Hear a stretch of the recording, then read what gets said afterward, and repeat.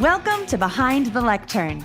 Since 2006, your host, Jeff Klein, has been working with speakers at all levels, from beginners to Toastmasters International Award winners, from experts to National Speaker Association Hall of Famers. In each episode, Jeff introduces you to some of these speakers as you learn about their speaker journey, how they got started, where they came from, where they're going, and more. Take the lessons they have learned on their way to help you with your own path to make speaking work for you. Let's get started. Welcome, everybody, to another episode of Behind the Lectern. This is Jeff Klein, and I'm excited to welcome my guest today, Beth Stoller, whose brand is very similar. She's at the podium, and we're behind the lectern. And so we should start our show by telling people the difference between a podium and a lectern, right? Sure, absolutely. So the primary difference, or the only difference, is that you stand on a podium and you stand behind a lectern. Correct. But I think common use has even had some dictionaries add podium to the lectern definition, which is, one of those things that happens with our very our unique language of English. As things get added, if people use it wrong for a long time, then the definition changes. Yes, it becomes your way of life. So let's just. My guest, Beth Stoller, welcome. Welcome. Thank you, Jeff. Nice to be here this morning. Glad you're here. We got a couple of folks in the studio audience, Scott Davis and Dr. Laura Cobb, and you guys can jump in and ask questions as things go if you like. We're kind of casual and relaxed here at Behind the Lectern. So, Beth, how did you get started with speaking? So I got started in speaking probably about 3 or 4 years ago. In 2014, I launched my business At the Podium. And the original purpose of At the Podium was to connect speakers to speaking opportunities, and for me to be behind the lectern, in the back. And after 2 or 3 years of doing that and my business evolved, people looked at me and kept saying, "You need to speak." And I kept saying, "No, I want to stay in the background." That didn't last that long. So about 3 or 4 years ago, I was invited to speak about public speaking at a conference for the International Coaching Federation, the Connecticut chapter. And I had to prepare for that. So I've been through that. Now I understand what everybody goes through when they're putting their speeches together, all the nerves and everything else. And I have been speaking ever since. That's great. So why were you reluctant to get into it? What were some of the things that? Well, the purpose of me putting my business together wasn't necessarily to be a speaker. I wasn't out there to promote myself, and I wasn't out there to be the speaker for At the Podium. I was out there so that I could do the business.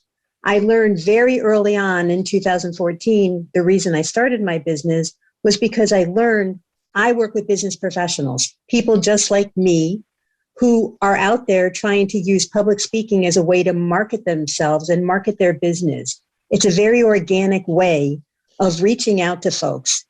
Everybody wants to get to those one-to-one sit-down talks, whether it's on the phone or in person or whatever it is on Zoom these days. But the best way to do that, you can do it on a one-to-many basis when you speak before an audience, because everybody's there to hear you talk. They wouldn't be there unless they didn't want to hear what your topic was all about. So this is a wonderful way of taking all of these people that are in the audience and getting to those very important one-to-ones in a much shorter time period. Absolutely. And of course, for those of us who are familiar with Speaker Co-op who are listening, that's exactly our model as well. And I love that Beth and I just met recently and that we can collaborate, because our audiences are the exact same people. And we both have different ways we can serve them. And some are similar, some are crossover, but we both understand that there's plenty to go around, and we know we can win by collaborating. I will say that, because I've had this question when I had a similar conversation. The events that we're talking about are not put together by the expert or the speaker. They're put together by another organization. So as the expert, you're not responsible for filling the room.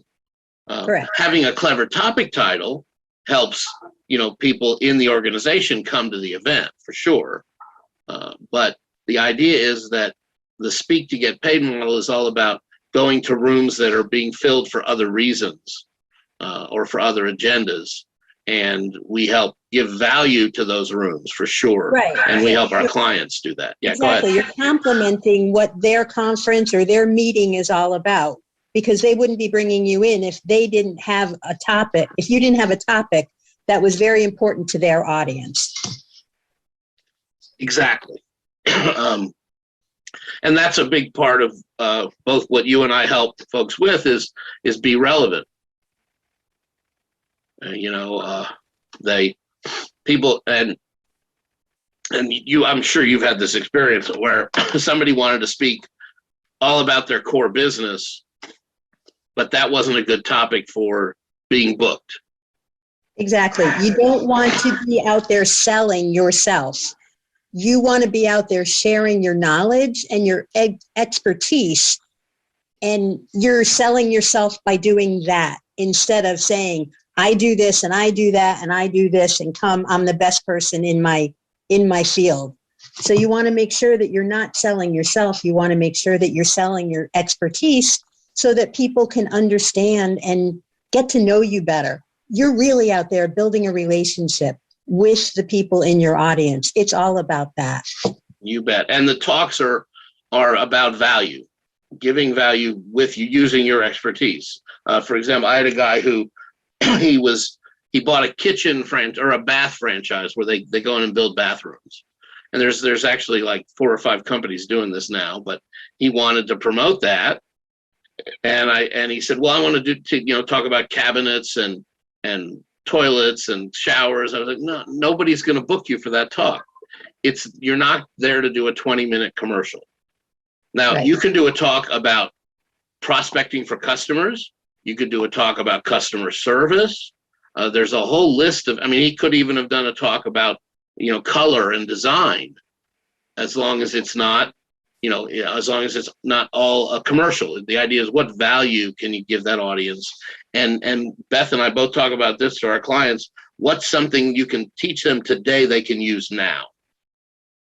Yeah, you definitely want to make sure that people can walk away from your presentation with actionable items that they can go and use in their business.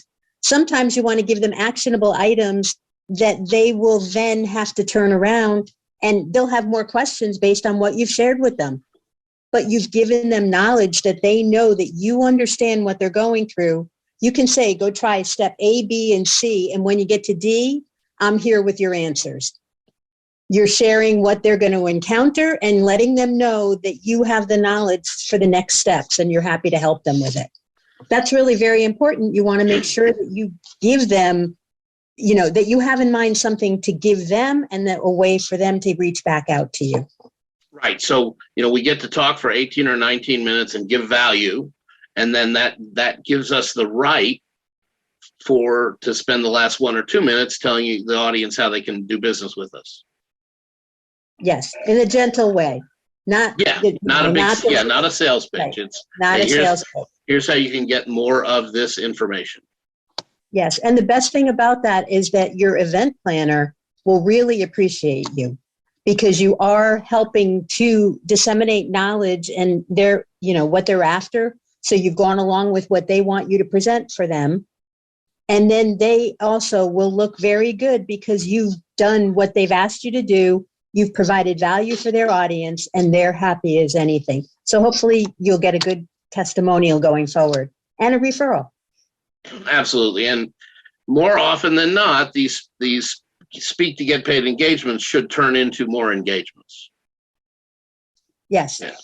And you want to make sure when you're talking, you talk in the fact that my clients do this and my clients, this is what people say, so that people get a clear understanding that you're not there just to be talking, that this is an interaction that you do with your clients. So if you sort of subtly put those words in, people understand that you are actively in a client relationship, looking for future clients, And that makes it all the easier for people to understand why you're talking without coming out again and saying that. Right, and you have to connect the dots for people. I had a short-term client who had a very compelling story about his journey through business, and it was a great story. And then he says, "But I want to get hired to do sales training." There was nothing in his keynote address about selling or about sales training. And I said, "Well, if that's your goal, then you need to insert into your talk. When I was I was working with the sales team the other day, and blah blah blah. Yes. Or that's why that's why I'm a sales trainer now. Blah blah. I mean, it wasn't even his title. It's like, well, let's make it. If we've got to put the word sales in there, if that's what you want, if that's your goal. Yeah, and you want to make sure that people do know when you're talking, nobody's saying, again, we're not selling, but you can certainly say, when I speak to other audiences or when I spoke to a group at such and such, that gives all of the people in the audience the idea and the knowledge that you are a speaker. You're not just there for that one time, that you have spoken at several different locations or several different groups. And that tells them, oh my goodness, if I really like this speaker, maybe it's a great idea. I can go to, maybe I know somebody who's leading an upcoming conference and say, this is a great speaker, because they've heard you and they know that you're actively out there doing that. And then there's the whole thing about what's the budget for the speaker, right? One thing that it was a big change for me, but I stopped doing free speeches and started waiving my fee. Okay, that's one way to approach it. Absolutely. Yeah. It's subtle, but it made a big difference. And when we do our letter of agreement, it has a value, it has an amount for the talk, and it says waived on the letter of agreement. And it also says this agreement is confidential. So the person who books you the people in the room don't necessarily know that you aren't being paid to be there. Yes, definitely. And you are hopefully inadvertently getting paid to be there, because that's the whole reason for being there. You can do whatever it is with the event planner, and that's very important so that they know that you're there for that. But you can also, when you're talking to people, the people that come up to you after your presentation or on Zoom that reach out after your presentations, those are the people that are hopefully going to be paying in essence for your presentation, because you're starting to create that relationship with a future client, and hopefully they'll book you for future business.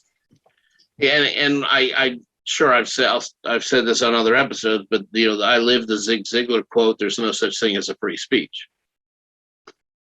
But I think part of that is, again, we were talking about why you're speaking. The guy who wanted sales work but wasn't talking about it, right? What have you encountered any unusual reasons that somebody was speaking, or has it all been to get more clients?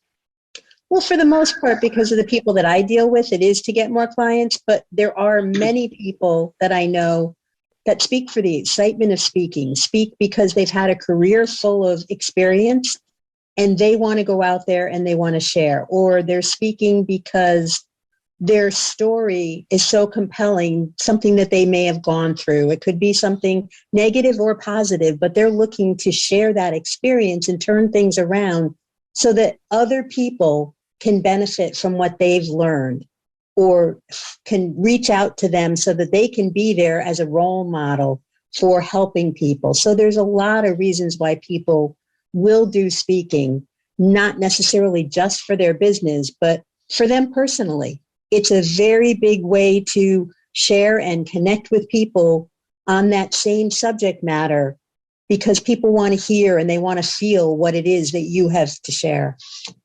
That's good stuff. Let's see if anybody in our studio audience has a question or a comment. Does anybody want to ask something of Beth or me? It's okay if you don't. We're just checking in with you.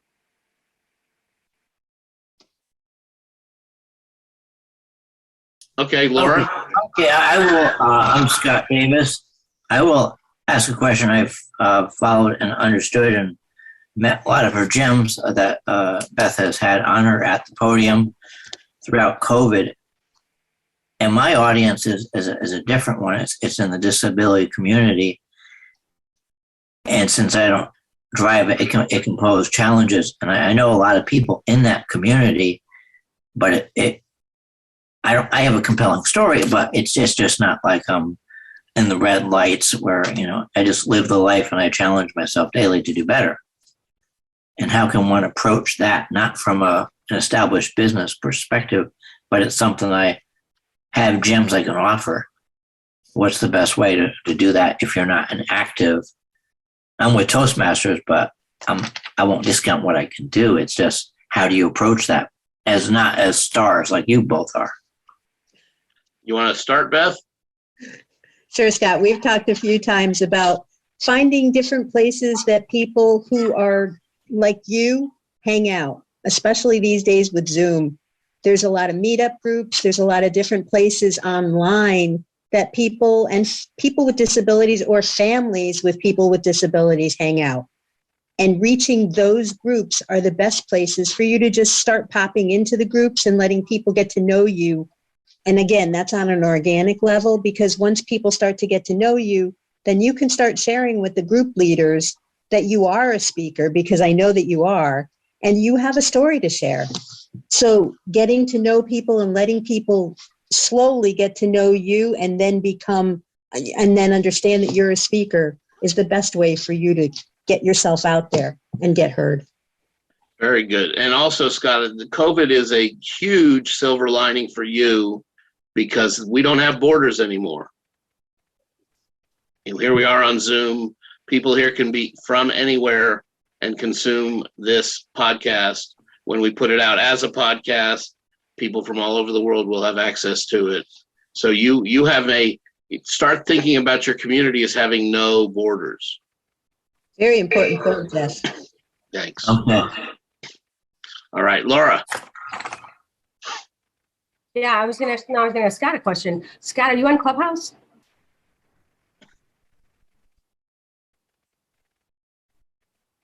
Scott, are you on Club? I'm not on Clubhouse. I don't know any information. I'll put my email in there, and then if I could have some information, and what's your background, and then if you could share your background, because that would be very helpful if you could do that, and then I would be able to So on the networking learn front, from you. If you're in the guests as in the studio audience, please put your contact information in the chat so you can network with each other.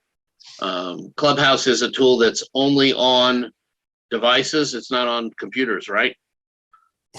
You can access it with computer. It's you can. Okay. Yeah, you can, but it's not. Not Is as there a good. fee for that service? Couldn't. Is there a fee for the service with Clubhouse? No, let's talk offline maybe. That'd be great. Thank you. Hi, Scott, maybe that's a good idea for an upcoming mastermind, just to talk about that a little bit. There you go.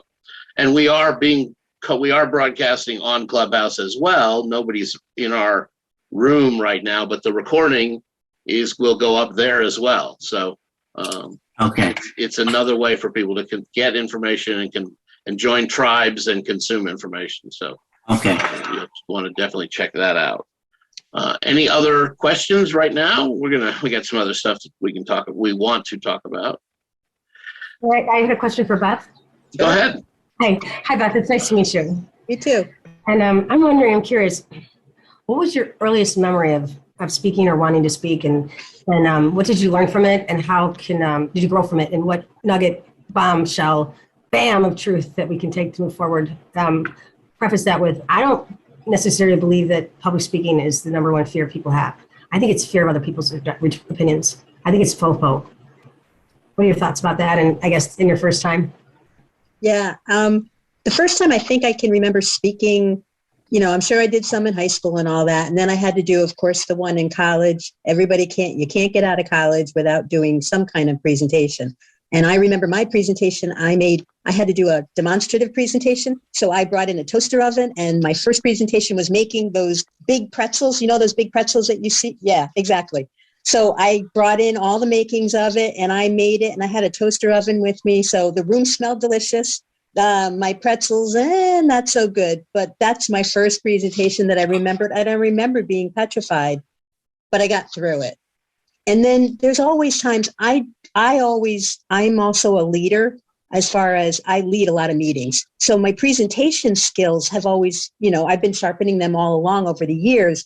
But when you're a leader and you're leading a group, that's one thing. If you're leading a meeting, it's another thing standing up in a stage in front, either behind a lectern or not, and you are the only one there and you're disseminating your information. That's a totally other thing. So yeah, I mean, I think it was partly nerves and partly fear because you don't know what people are thinking. But I also remember being in this business and trying to learn as much as I can over the years. It was a few years of what I teach people. And I learned that people are not as I'm more afraid of myself than they are of me doing things.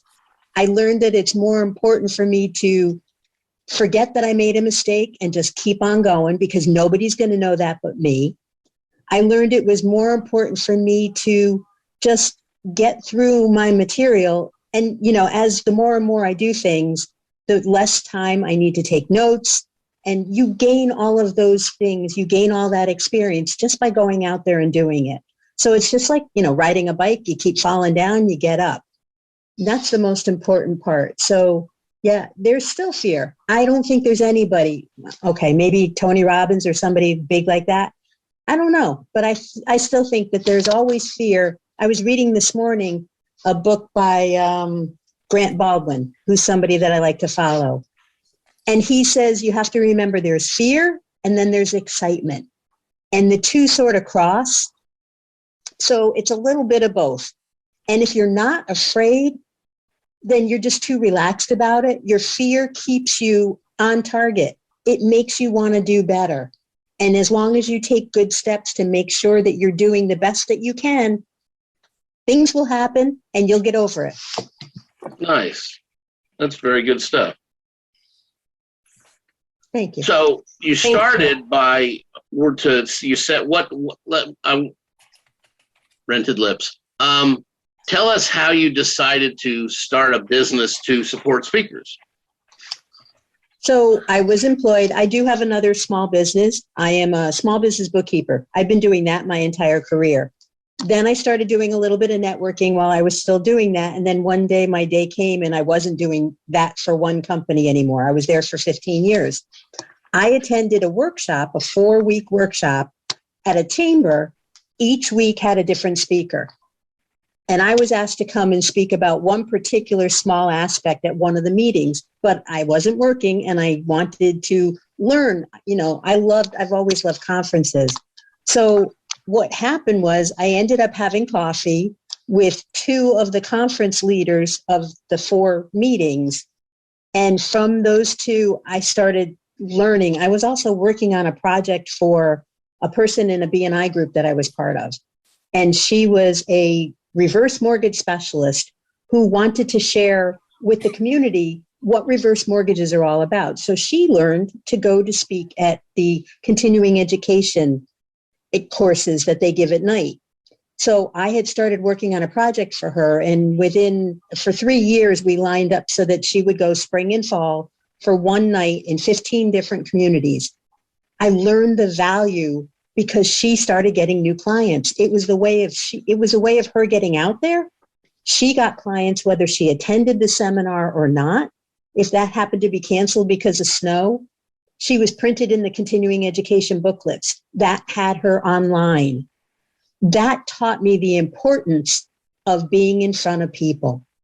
So from that project and from those discussions with the 2 people I sat down with at the Podium was born out of a conversation over coffee in a Starbucks. Nice. Did you have another question, Laura? Nope, I see your hand raised. No, I'm good. It was a good Okay. talk. Sorry about that. I also forgot to mention that I'm on a podcast of Life Fantastic that we've been doing about 1.5 or 2 years. So I am speaking. We've presented at conferences. So I am out there live. I just have to remember that too. Sure. Well, and again, the virtual is your, especially with the community. If you're trying to reach the differently abled community, I think Zoom could be really big for you. virtual conferences, virtual meetings, Yep. all that good stuff. So what's next, Beth? Do you have some any initiatives coming up that we should know about? So I have a couple of things. I do a speaker mastermind group once a month on a Saturday. So I'm always looking to keep that going. I try to keep that fresh. This is the 4th year that I've been doing it.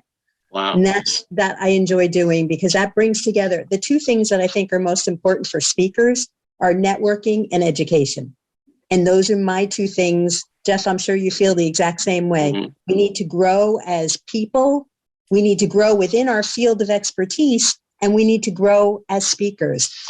We need to take opportunities to learn as much as we can about public speaking so that we can become better at what we do and share our topics in the best way possible. Yeah. So that's what I love about my speaker mastermind group, because it's a small group of people and we learn something new each month.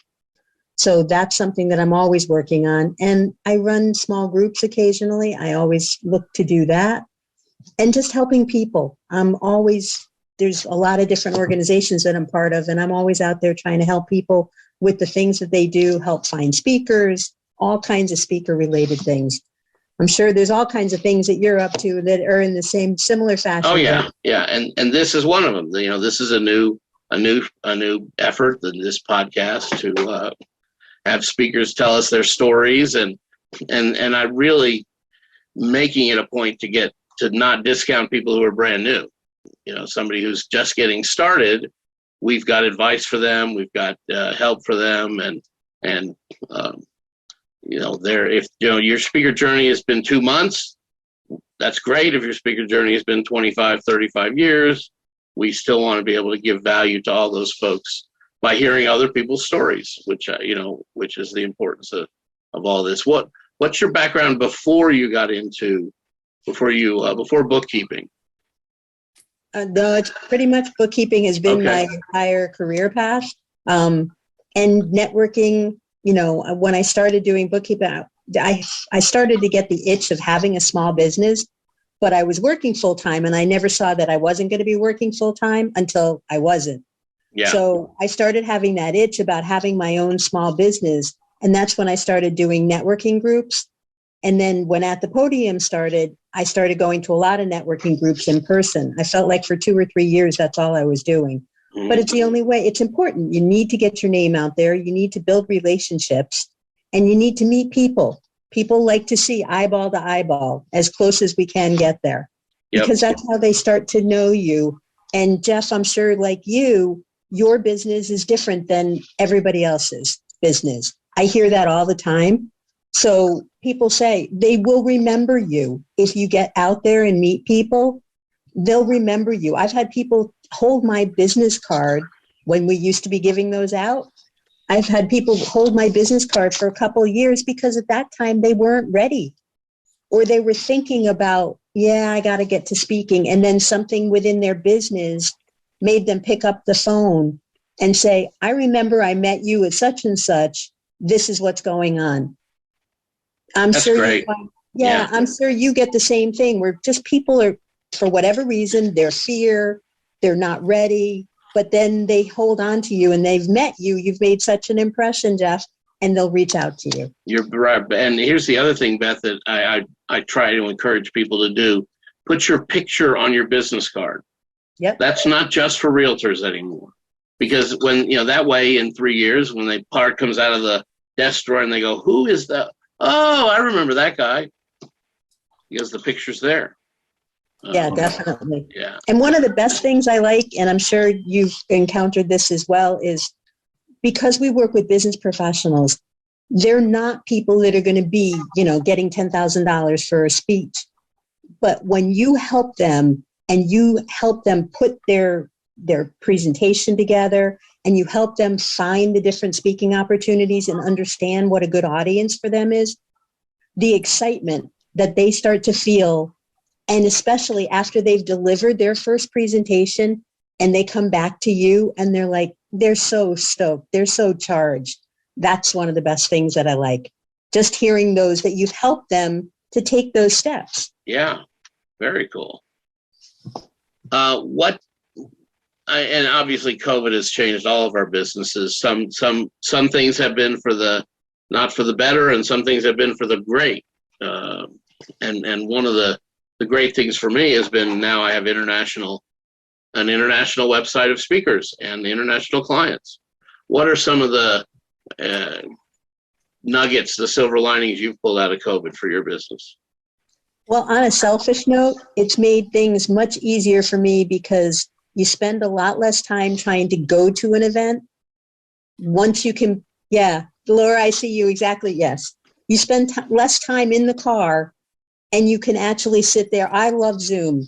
I didn't know how much I loved Zoom until that week in March, that first week in March where everything went dormant and we had to hop on Zoom. That was when my first speaker mastermind went on Zoom, and it's not coming off Zoom. I'm not going back in person. I'll do other in-person things when COVID settles down and life goes back to normal. But I love the fact that I have people, I can have people just like you, Jeff, from all over the country or all over the world who can attend my events.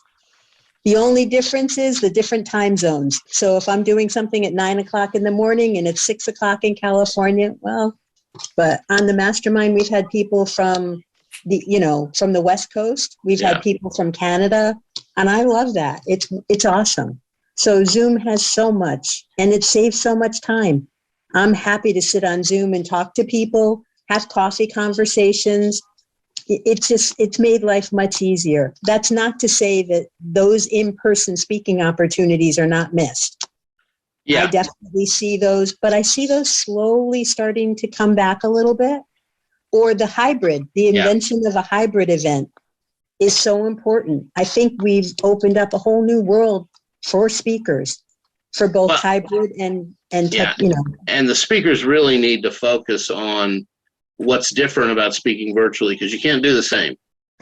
You have to make some changes. Yes, absolutely.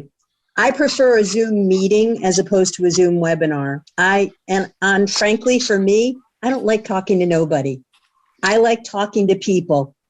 So for some people, this is one of my speaker fears that I'm getting over because I have to do I have to do a video presentation. But I know I'm staring at that little white dot, but I know that there's people here and I know I can see people's responses. I love that. But it certainly has opened up opportunities for people when they go ahead and they record and do like a masterclass, and that goes online. And I see the benefit to that. And that's one of my fears. I'll get over that in the next couple of weeks because I got to do it. Yeah. Well, and when I'm speaking virtually, I put the screen in the grid view because I want to see the audience. Yes. But I don't want to be looking down. Right. I want to make sure that I'm looking up. Yeah, no, and I go back and forth because I feed off their reactions as well, which helps. And so, but yeah, you definitely have to get in the habit of looking at the light, and especially when you're the interviewer, looking at the light is the best thing to do after you've asked your question, because then you're all paying attention to the same spot, hopefully. Yeah, and you on Zoom, you can be interactive. That's one of my favorite things. I want to have a conversation with people.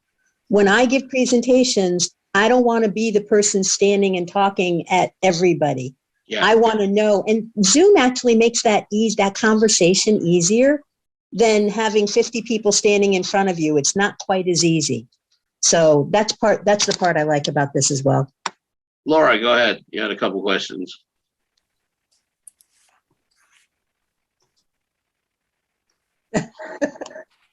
I purposefully had myself on mute because I'm quite animated, if you cannot tell. And which Clubhouse doesn't capture. However, on Zoom it does. And so I love what you said, Beth. Oh my gosh, I totally agree with you. I mean, like, I'll put myself on mute, that's fine. But then you can still know what I'm thinking and feeling because I just can't hide it. It's just whatever. Yes. And I love what you said too about I'd rather have a meeting than a webinar. I don't want to. I don't prefer when I'm in those meetings or those webinars where the person's just speaking to me and I don't see any other chat. I don't know anybody else is there. I feel lonely. Yes. Like, I don't think it's recorded, but then I can tell that it's not recorded because they're saying names and such. My phone's ringing, I beg your pardon. At the same time, I want to interact. I want to see other people there too. I don't want to feel alone. I think what you're doing, what you offer, you articulated exactly how I feel. Yeah, and you feed off of the people. I'm trying to look at the light, but I could see your head shaking, or I could see people's faces. That's when you know that you have reached somebody, as opposed to staring at a bunch of blank faces or a webinar. You can't even tell. I don't look at faces. Like right now, I'm looking at your screen. I'm looking at your faces now. That's not interesting to me anymore. I'm so over that. I'm like, this is actually difficult for me. I'm used to talking to the camera. I don't need, I'm like, I'm connecting here because the eyes are the soul. Yes. That's great. Have you found that, Beth? Does it get easier after time? Because like for me, this is difficult to do right now when I'm looking at it down. This is tough. Well, that's why I raise my computer up so that I'm looking straight at it. Most of the time it's the same level. So I take a puzzle box, and I raise up my computer. So my computer, the camera is at my eye level. And I want to make sure that I'm doing that as much as I can, because that's where people know that you're really listening. And I got one of these flexible desktop pieces so I can do a standing desk, so I can stand when I'm speaking. Yeah, that's really important. And that's something I want to do, but I haven't gotten there. Most of my speaking has been doing from sitting in my chair. Yep. So Beth also had a couple other questions. What's your guess? I'm sorry, Laura had a couple other questions. Beth, what's your best guess in how the industry is moving? And I'm assuming, Laura, you mean the speaking industry. Yeah. So I think going forward, what's going to happen is slowly conferences are starting to start up. I know for me personally, over the last November and December, we started meeting in person with some of the different organizations. So there was all of that starting to meet in person, and then Omicron took over and everybody stopped. But I think we're going to slowly start meeting in person again. And I've been looking out there, and there are conferences that are being scheduled, and more organizations are looking for that hybrid way of doing things. So the people that can get together are getting together. A lot of them are requiring speakers to be present. And because I think in 2022 that we're in now, I think that more things are going to start to open up. And I think people are tired of not getting together. So I think regardless, they're going to be opening up conferences and things like that. But that hybrid part, I believe, is going to be a new feature that we're going to be seeing. So you're going to have, as a speaker, you're going to have to learn to speak to an audience and speak to the camera at the same time. Yeah. And the other thing that is good also happening that's a positive is when people are in the room, they're open to virtual speakers who are not, because they're not afraid of the technology anymore. I did that a few months back. That is a challenge as a speaker. You being the person that is zooming into a group. Again, back to the fact that I like to be interactive. One of the features I love on Zoom is to be able to put people in breakouts. So I've been doing that.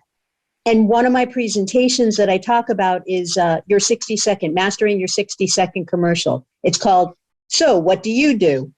So what I usually do is I put people in groups so that they can talk amongst themselves and work together in groups on mastering, on creating their commercials. This time, I wasn't able to go from, quote, room to room. Yeah. They were all in one room, and I couldn't be the person around there. So there are things that hold you back as a speaker if you're the one that's not with everybody else. So you've got to figure out different ways of working with those hindrances. And one way that we've come up with is to ask the group to have somebody volunteer their smartphone or their tablet, so that they've got the one group where we're actually in the, we're speaking out of this laptop, but we need another camera showing what the room is doing. And if they'll do that, that'll help a lot. Yeah, or as actually just taking an extension of that, maybe one person from each group could have a Zoom, and they could dial in and you could talk to the group from that phone while they're doing it. So that might be another way of doing that as well.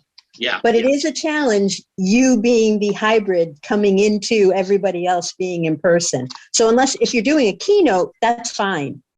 A keynote is where everybody, you're talking to everybody. So usually as a keynote, that would be, but workshop-y or interactive, those kind of things, that's where it would be much more of a challenge. Yeah. And then that brings in, Laura mentioned people are bringing assistants. and having other people produce the Zoom. And that can be real beneficial as well. So that way, as the speaker, you're not having to deal with what's happening in the chat and all the other moving pieces that are going on. So Yeah. very helpful as well. So I know, and it's probably just, I don't have a person to lower your hand after you raise your hand. So just making sure, Laura, you didn't have another question. Okay, that's good. It's so now, but that's something I need to pay attention to is as I'm doing these podcasts, so that I keep, it all runs smooth, as it were. Yeah, it would be nice if Zoom came up with a feature in their chat screen that said, when somebody wants to chat to the host, that it would come up instead of all of the other Zooms that are, all the other chats that are amongst that. Because you can't tell the difference when you're seeing the number in the chat thing. You can't tell whether it's directed at you or whether it's just interaction that everybody's talking. So maybe that's something that we can suggest to Zoom going forward. Well, and I mean, that they've definitely adapted as other, there are things people have said we need, and they've changed them. So perhaps that's an idea to send that in. If there are more of us who send in the idea, the more likely it is to happen, right? Yep, absolutely. One of the things I want to make sure that you tell people how to do business with you. So this is a good time for you to do that, I think. I appreciate that. Yeah, before we do that, let's make sure that nobody in our studio audience has any other questions for you, because I want to address, I want to make sure we take care of that. Just continue to do the awesome job. And I've been both in the mastermind group after dark with 6 or 7 individuals, or 8, where we get to talk about different aspects. And we did about clarifying our message and how to overcome the fears and all that. And then the monthly masterminds with Beth. So I've been able to have that experience, and also with my experience on Life Fantastic for Disabilities, that's helped a lot also. And I'll be reaching out to each one of you. And then if anyone is in the world, they can always contact one of you, and I can get that information out to you. Excellent. Thank you, Scott. What a great testimonial for you, Beth. Yeah, thank you, Scott. Much appreciated. Scott's been part of my group for, 2-3 years now, Scott. Yeah, right? so on Facebook, I said, wow, you're doing this. I said, why not? Good for you. Yep. Excellent. Yeah, absolutely. All right. So first of all, how did we engage with it on the podium? So at the podium, you can go to my website, which is www.atthepodium, all one word, .biz, B-I-Z. That's my website. And then I will put my information in. My email address is simply beth@thepodium.biz. And on my website is information about the couple groups that I run. So I do things individually. It's all custom. People can work with me by I call it a podium powwow if they've got questions about a presentation and they need help. That's one way. We can do a couple of coaching sessions, or I have a speaker development program that takes somebody from I want to be a speaker to I am a speaker. So we do a 4-month program. There's different ways of doing that. I run my monthly Saturday mastermind. That's on the second Saturday of each month. And I'm happy to have people reach out to me to come and be a guest on that. That's how Scott started. And then every once in a while, I run some other groups depending on what's going on. Scott was talking about another group that I did about speaker mindset, about stepping into being a better speaker because it's all up here, and how we present ourselves to the world. So there's different ways of working together. That's great. Beth at thepodium.biz is how you reach Beth Stoller. Wonderful. And of course, at speakercoop.com, you can list yourself to be found by event planners who use our website regularly. Right now, we have a special where everybody who joins in 2022 is guaranteed a speaking engagement. That may be a podcast, it might be a summit, it might be a virtual room, but everybody who joins is guaranteed a speaking gig. So, and of course, we have 3 different member levels that you can get at speakercoop.com/membership. Very And good. all the links will be in the notes. And of course, we have an affiliate program. I'm sure Beth can help you if you refer people to her as well. And then thank you to our studio audience. We're thrilled that you joined us, and Thank you. we will see everybody or hear you at the next episode of Behind the Lectern. Absolutely. Thank you, Jeff. I appreciate the opportunity, and thank you for everybody who was here joining us today. You are so welcome. Thanks, Beth. Great job.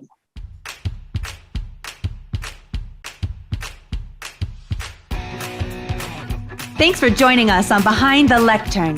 You can find an archive of our episodes at behindthelectern.com. You can also access useful speaking information at speakercoop.com/education. Join us next time for another great speaker journey with an expert and our host, Jeff Klein. We'll catch you next time.